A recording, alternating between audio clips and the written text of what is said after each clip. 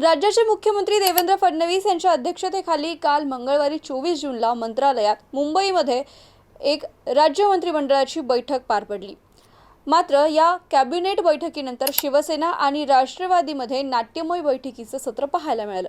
एकनाथ शिंदेंची शिवसेना मंत्र्यांबरोबर बैठक झाल्यानंतर मंत्री उदय सामंत यांच्याकडून अजित पवारांची भेट घेण्यात आली आणि त्यानंतर अजित पवार आणि एकनाथ शिंदे या दोन उपमुख्यमंत्र्यांची भेट घडवून आल्याचं पाहायला मिळालं। आगामी महानगरपालिका आणि स्थानिक स्वराज्य संस्थांच्या निवडणुकांच्या समोर जाण्यापूर्वी निधी वाटपाचा घोळ संपवावा याकरता उदय सामंत यांनी पुढाकार घेत बैठकीत आपल्या पक्षाची बाजू मांडली असल्याचं बोललं जात आहे।